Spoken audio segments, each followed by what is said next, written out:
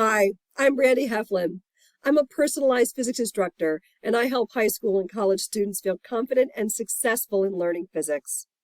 Welcome to my AP Physics exam preparation video series.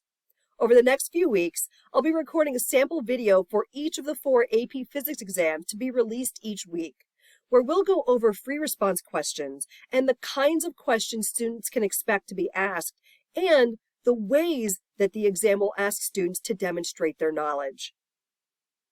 As a tutor working with students all over the country, I know that not every student has the opportunity to work with released AP exam materials prior to exam day.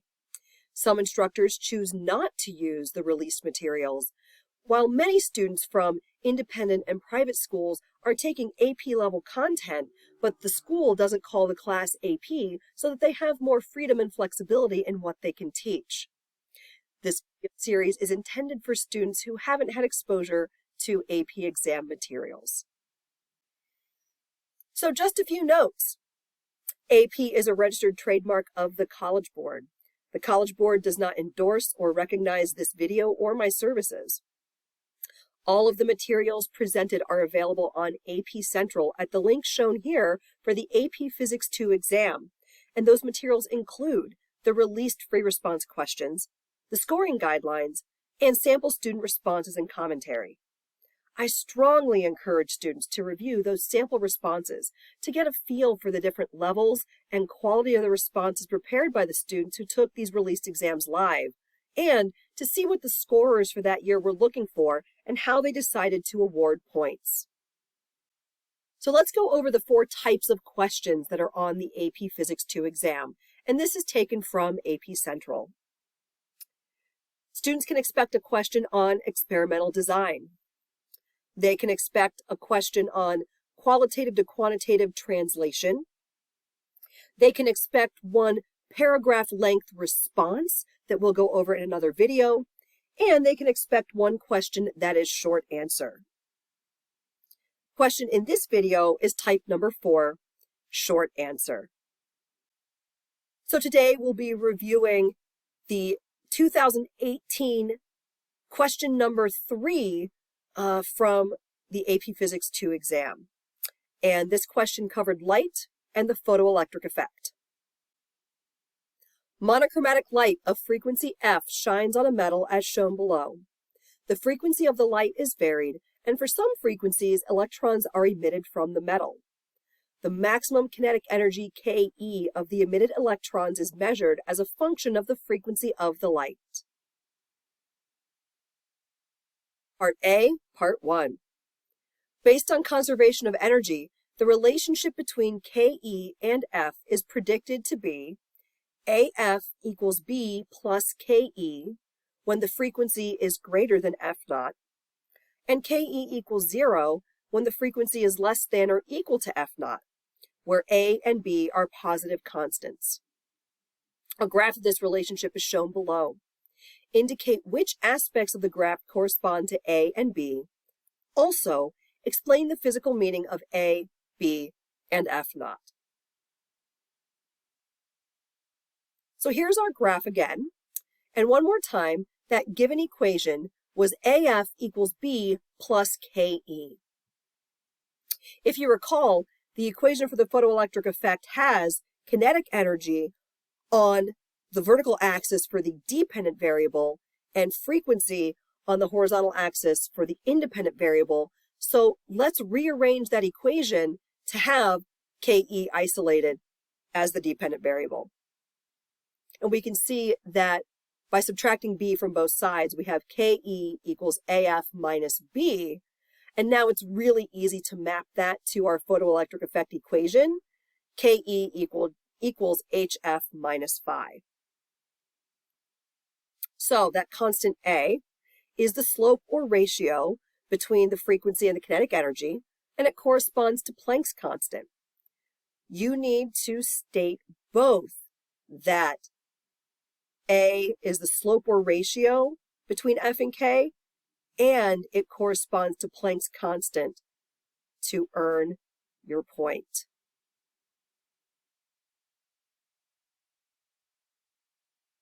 The opposite of B is the y-intercept of the slope portion if you extend it backward, and it corresponds to the work function, or minimum energy to release an electron from the metal. So your points here come from specifying that it's the y-intercept and that it's the work function or the minimum energy needed to release an electron from the metal. Now, the scoring guidelines didn't specify if you could just say work function or if you needed to explain what work function means. I recommend take that little bit of extra time, cover all your bases. Don't just drop the vocabulary word work function, explain what it means. It's the minimum energy to release an electron from the metal. And F naught is the x-intercept of the slope portion. It corresponds to the cutoff or threshold frequency, which is the minimum frequency that will release an electron from the metal. And again,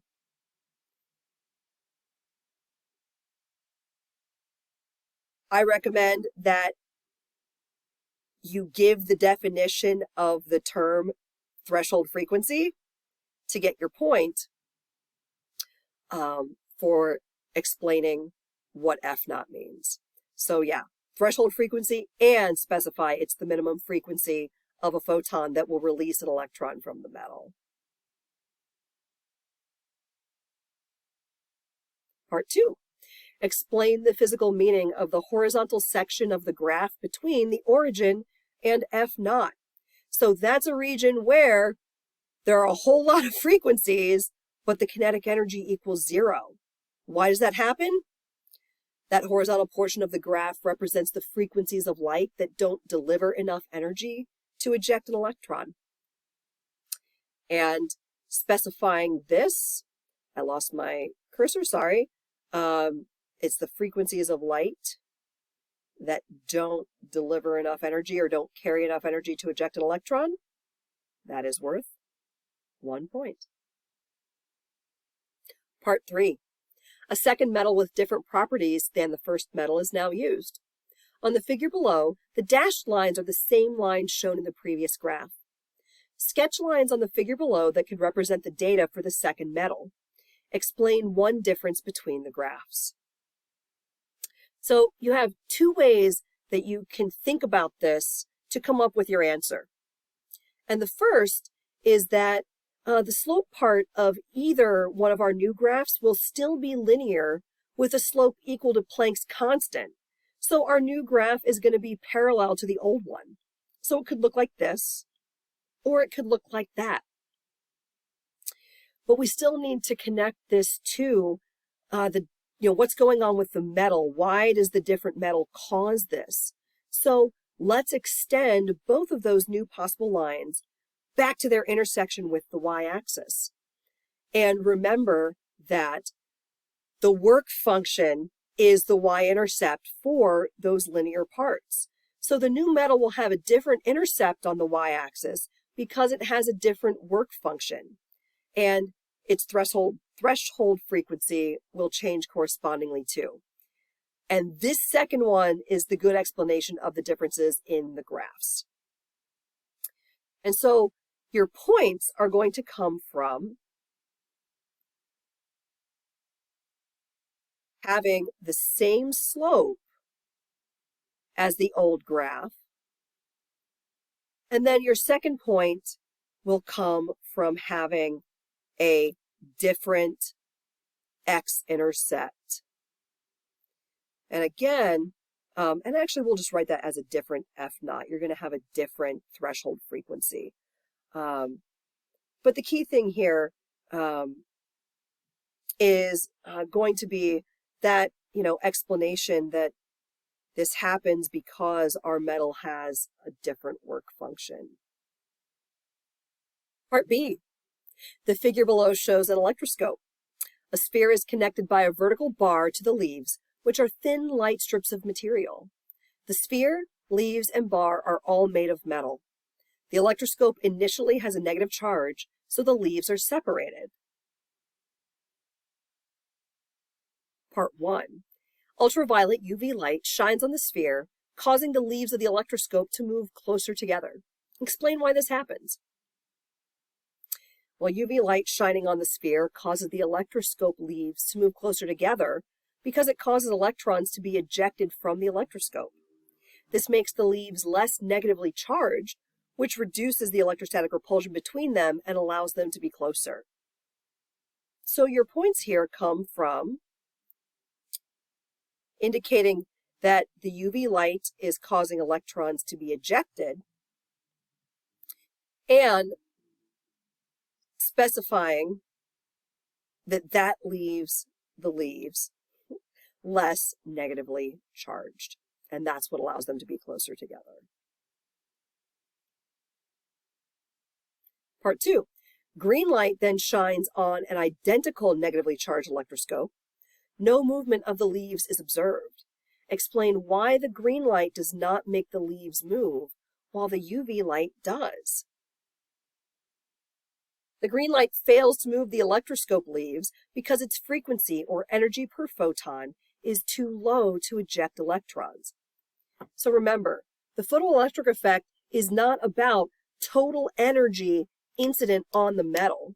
The photoelectric effect occurs because of a one-to-one correspondence between just the right incident photon frequency and energy and the energy left over after ejecting the electron. So I like to think of this as, like a gumball machine. If you have a gumball machine that says 25 cents, quarters only, it doesn't matter how many pennies, nickels, or dimes you put in. If you don't put in a single coin worth 25 cents, you're not going to get a gumball out. That's the way the photoelectric effect works.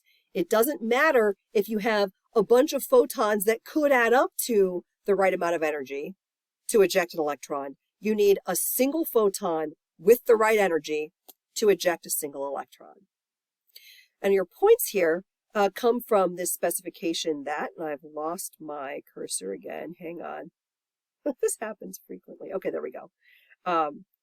That your frequency or energy per photon is too low to eject electrons.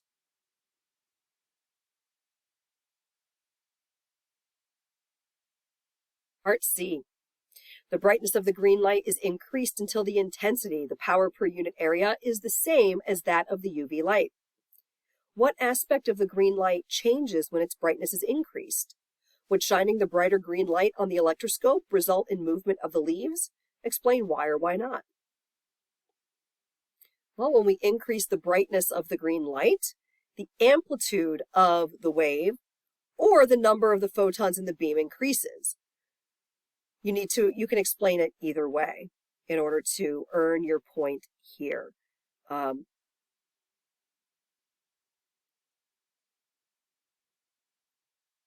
So let me specify that. And shining the brighter green light on the electroscope would not result in movement of the leaves because the frequency or the energy per photon of the light stays the same. And again, that's going to be your second point, that you would not see movement of the leaves. And because, again, that energy per photon of the light stays the same. Back to the gumball analogy, you could pour a dump truck of pennies, dimes, and nickels on your gumball machine. You're not going to get a gumball out if you don't have a single quarter to get the gumball. And the scoring guidelines do note that you need to discuss the particle nature of light in order to receive full credit on this part. So I hope you have found today's explanation of this AP Physics 2 exam question helpful. If you have a video solution request for YouTube for after my AP series is concluded, you can send it to physicsproblemrequests@gmail.com. If you need some email assistance, up to 10 questions per academic year, you can reach me at freephysicshelpline@gmail.com. If you'd like to learn more about my online physics tutoring services, you can connect with me at brandyheflinphysics@gmail.com. You can visit my website, virtualphysicsofficehours.com, or you can find me on Facebook. I'm Physics Tutor Brandy. I love physics, and I love helping you. Until next time.